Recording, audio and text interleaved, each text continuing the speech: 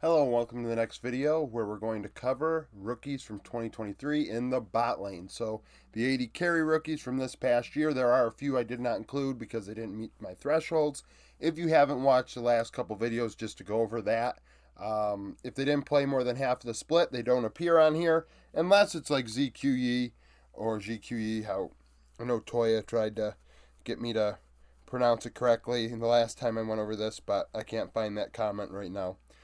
So outside of that, everybody else on here did meet what I would consider to be a rookie split in summer or spring this year. And there are quite a few actually good players on here. I would say the 80 carry rookie class was the best one of the 5 classes of, rookies this year. First, we have Envy. Now, keep in mind, age is important. He is one of 2 23-year-olds on this board.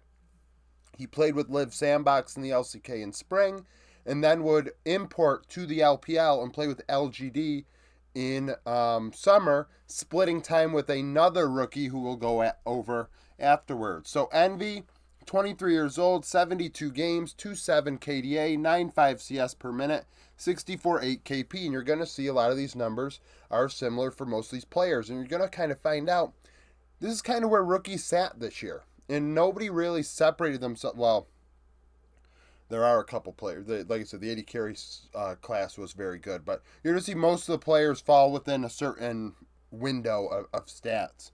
24 gold share, 547 damage per minute, 28% of damage. So sharing the carry role with Closer in the LCK. And then also with, I would assume to be Hai Chow or...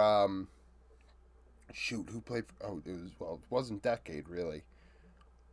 Meteor for LGD in spring, probably. The splits are from the LCK, down 20 gold, up 5 CS, 130 XP. So actually, alongside Cal, he did very well. I say it all the time, I think Cal is excellent. We're going to sing his praises more as this season begins. 4 solo kills in the LCK, and then 13 champions played across the year. Now his teammate LPC, 22 years old for LGD. These are all from the season in general. 56 games, also 2.7 KDA, 9.1 CS per minute, below 60 KP. So he was not involved. They were not fighting around the 80 carry, and still he wasn't getting farm. Like 9.1 is pretty bad for an 80 carry.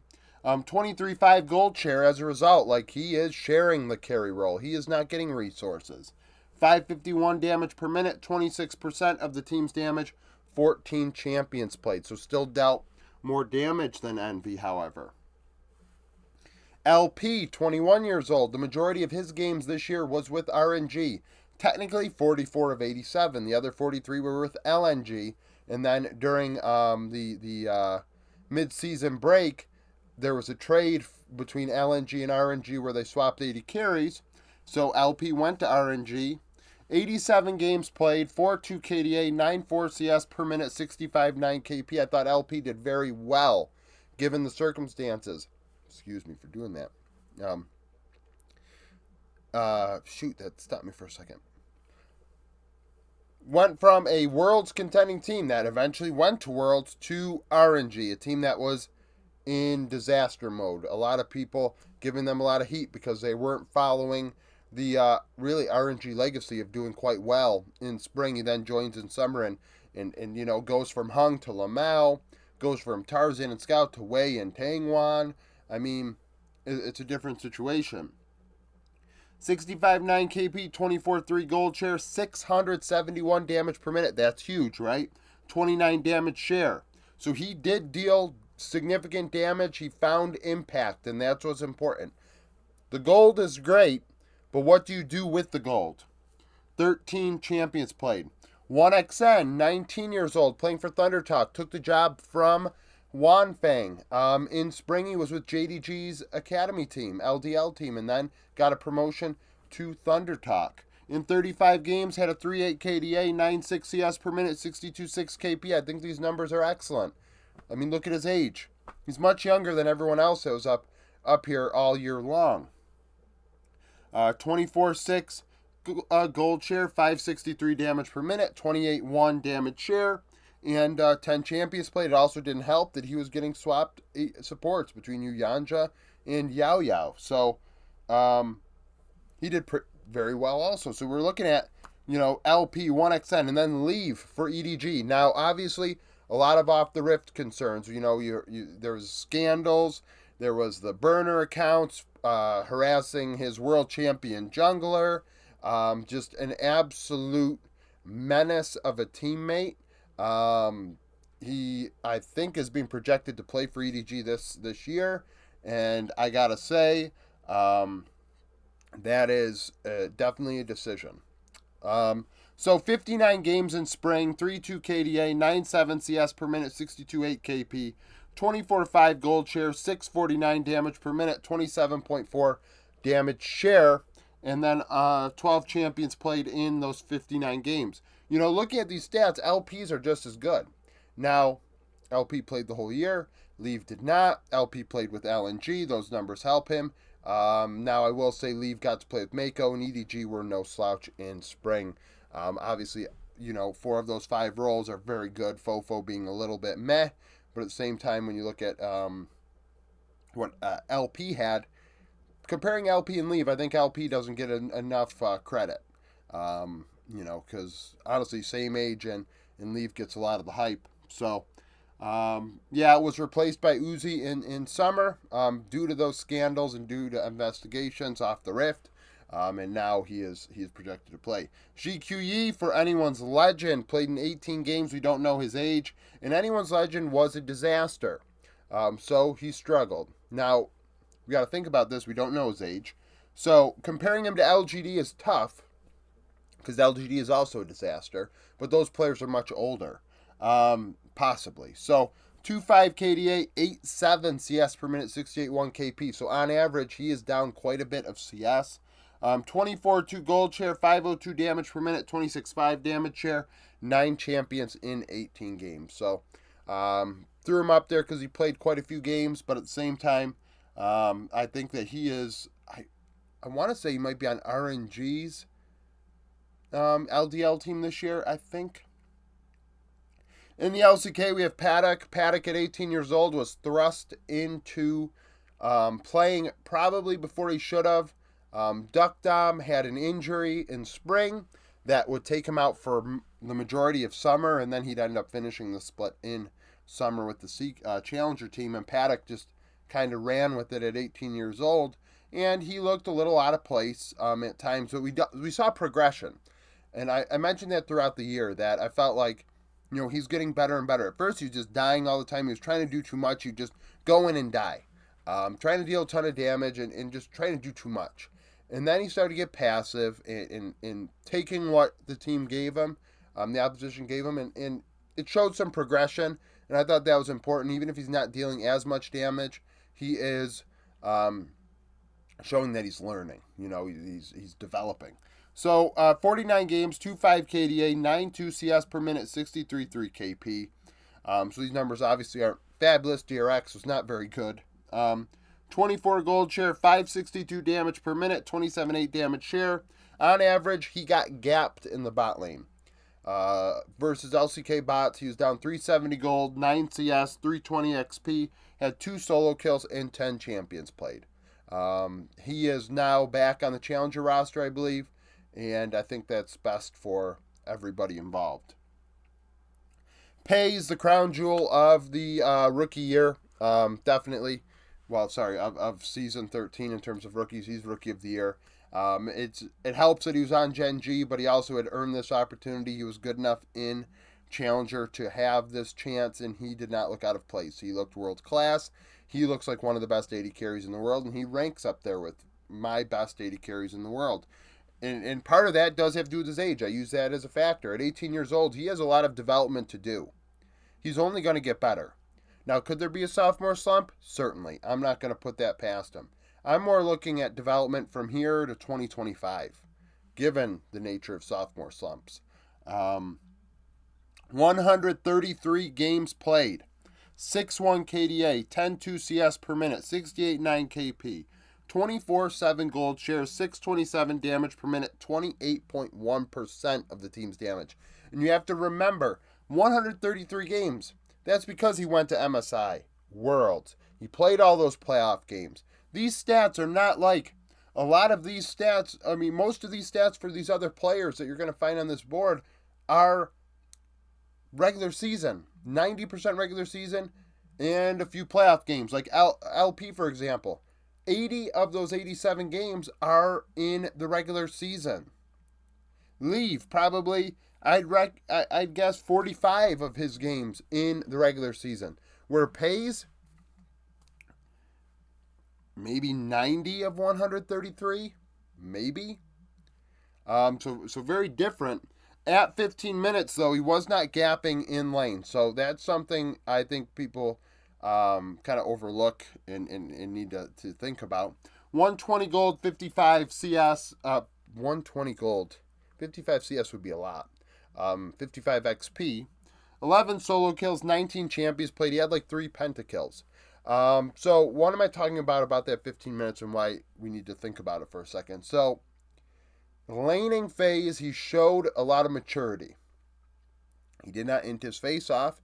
Now, did he dominate lane alongside Delight and open up big leads? No. Did Genji babysit him in spring? Yes. But I felt like throughout the year, they became more independent in bot lane, and I felt they improved. Now, he had to go to Worlds often. He had to go to playoffs often. So, with that in mind, that's going to affect the numbers, but still, I think he's an excellent player. Ji Woo for Nongshim, a player being very overlooked. Similar to the LP and Leave situation, I think Ji Woo was disgusting with Nongshim at 19 years old. He showed, like, Vital is good. And Vital isn't on the board because he played a lot in Oceania, so I wasn't going to include him on here. And he also played in Japan for a year. So, Ji Woo on Nongshim is not very good. We talked about it with Fiesta yesterday. But he showed a lot of promise. He showed, like honestly, I'm very interested in how he does this year. Maybe more so than anybody else on this board. 44 games, 2.6 KDA, 10 CS per minute, 74 1 KP. So very involved. Most of these players, actually, everybody but Tomo, is below 70%. So they fought around Jiwoo on Nongshim. They gave him 25.3% of their gold. 603 damage per minute was 29.2% of damage. And looking at that, that's also second highest on the board in damage share. So he is the hardest carry when it comes to dealing damage, getting stuff done. Down 245 gold, 5 CS, 115 XP, 5 solo kills, 9 champions played. So we'll see how he develops, along with the other Nongshim rookies from this past year. EU, we have Exakick, a player that I was very excited about coming into the year, a player that I had identified as somebody that deserved an opportunity. SK gave him that opportunity. At 20 years old and 52 games, had a 3.8 KDA, 10.1 CS per minute, 67 KP, 25.6% of the team's gold. He is a hard carry. 613 damage per minute is 29% of damage for SK. If SK succeeded, it was because of Exakick and DOS, for the most part, in my opinion. Excuse me. I felt like Irrelevant looked good at times, for sure, but at the same time, it was the bot lane. At 15 minutes, down 145 gold, 95 XP, up 2 CS, had 5 solo kills, 12 champions played. Jack Spectra, the other 23-year-old on the board. Now, we compare these two directly. And I want to also say, keep in mind these numbers for Jack. Some of these are academy numbers because he played winter and spring with Heretics, and then in summer played in ERLs with Heretics ERL team. So at 23 years old, so he's 3 years older than Xkick. Hell, he could be the oldest one on the board. I didn't actually look at him and Envy's birth date, just the year. Or age, actually, as of this moment making this video. I don't even know, one might have been born in 2002 versus, 2000 versus 1999 and still have, their birthday yet before this month's out. So, 47 games, 3.9 KDA, 9.8 CS per minute, 69.5 KP. So, kind of to explain his numbers a bit, like I said, they are kind of tainted by his summer in ERLs where he looked very good. I will acknowledge that his numbers improved in the LEC from winter to spring quite significantly, but they were not, at the numbers that they end up being when you take into account ERL numbers. 25-7 gold share, 726 damage per minute, the most damage per minute on here, so you can't take away from the fact that he does deal damage. 29-6 damage share, but on average down 290 gold, 260 gold, 5 CS, 155 XP, 3 solo kills, 12 champions played. Gives me super vibes this year. Going to Mad Lions when he probably, did very well in EMEA Masters. Everyone's getting excited. Woohoo, yippee. Like, he's doing really well, but we're also not factoring in how much more mature he is than everyone else on the Rift. So, yeah. I mean, Flackett's younger than him. Flackett's younger than him. So, yeah, it's a weird thing. Tomo for Dignitas. So Spawn played only 9 games this spring, so he doesn't appear on here. And Tomo took the job at 22 years old. I thought he had some good moments. Dignitas, a disaster. 27 games played, 3 KDA, 9.6 CS per minute, 71 KP. So one of the most involved players on the board. 24-7 gold share, 622 damage per minute, 27-6 damage share. On average of 15 minutes, he was down quite significantly, over 400 gold, 6 CS, 285 XP, 4 solo kills, 8 champions played. Now, he was splitting between a couple different supports. I believe they had Diamond and Poom alongside him, so it was not easy for him, to say the least. We did have that with, who else did I cite that might have had, 1XN had 2 different supports as well on this board. And that is a thing, right? That's going to affect a young player that's trying to put their name out there. Like, this might be my only opportunity, and I'm getting screwed with you splitting scrims with this duo. I'm learning how to play with 2 different supports right now at the pro level. It isn't solo queue where you can just go play with some random, person and try and figure things out. Like, you need to have some synergy against bot lanes that do have synergy and can feel each other out. So, Tomo did fine. And then we have Yeon. So Yeon went to Worlds, 22 years old for Team Liquid. Left a lot to be desired alongside Core JJ. A lot of people giving him quite a bit of heat. And I think some of that is deserved, but at the same time, he is a rookie. It's a big stage, a big moment. And you can't expect everybody to attack those moments. I'm sure, if people had a magnifying glass on their lives, they would find that they don't attack the moments either quite as much as they expect the players that they see on their computer screen do so. But that's perspective that people lack. 63 games, 3-1 KDA, 9.3 CS per minute, 62.3 KP. Not very involved and not getting a lot of farm. He and Core playing weak side. 23.5 gold share, so very low. That it was in part due to the top lane and top side of the Rift. It was heavy. I mean, Summit and Pioshik, that they needed the gold, right? So they got it. 628 damage per minute, though, which was 27% of damage. That's, third highest on the board here? Like, that's something people might not want to really think about, right? The fact that Yeon actually, in the end, despite not getting a lot of gold, was effective. And that's something that can't be overlooked. So 27% of the team's damage. On average, not getting gapped at 15. Up 80 gold, 85 XP. 3 solo kills, 15 champions played. Now, when he went to Worlds, was he exposed for being a rookie and not being great? Sure. But that, like I said, that's a big stage, and the majority of rookies on this board weren't sniffing that, right? You have Pays. That's it. What are you going to do? What are you going to do here, right? So, compare him to Pays, yeah, he's not Pays. But at the same time, domestically, he's not much different than most of the people on the board here. So, that's it for the video. Thank you for watching. If you liked the video, like it. Subscribe to the channel for daily League of Legends content. Follow me on Twitter. Join the Discord. Become a YouTube supporter. And I'll see you again tomorrow.